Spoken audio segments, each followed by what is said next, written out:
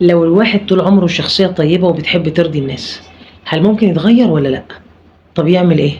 أنا أول ما قريت الكومنت ده أنا سكت شوية، لأن ده سؤال كتير جدا من الناس اللي عايشين وسطنا، اللي شايلين شيلة مش شيلتهم، اللي بيجوا على نفسهم وعلى أعصابهم وعلى بيوتهم لمجرد بس إن الناس هتزعل. والرد القاطع والسريع لقلبك الطاهر ده ممكن تتغير، وفي أي وقت وفي أي سن. اوعى تقول راحت عليا. التغيير مش بس ممكن، التغيير ده إنقاذ حياة. طب أنا بانقذ إيه؟ بتنقذ طاقتك اللي هتخلص، وللأسف بتخلص في المكان الغلط. تعالى بقى نفهم بالعقل إحنا ليه بنعمل كده. الشخص اللي اتعود يرضي الناس يا جماعة ما بيكونش بس طيب، هو للأسف اتربى على إن قيمته وثقته في نفسه مربوطة كلمة رضا من اللي حواليه. يبقى هيموت من الرعب لو قال كلمة لأ، خايف يقول لأ، يقولوا عليه مقصر أو وحش. طب النتيجة إيه؟ تفضل تدي وتضحي وتدوب عشان خاطر الكل يرتاح؟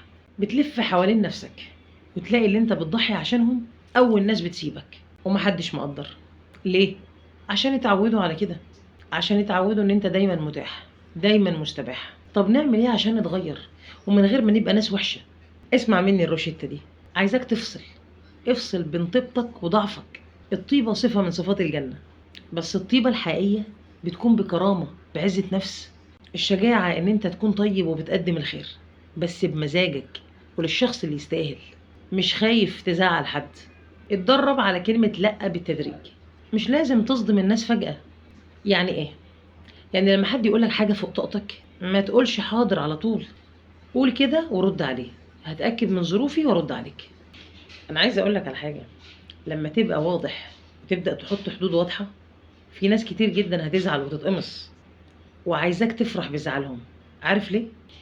لأن زعلهم ده هو أكبر دليل على إنه كانوا مستغلين طيبتك ومصلحتهم وقفت. الناس الصافية بجد هتحترم حدودك وتستحملك في ظروفك. نفسك ليها عليك حق.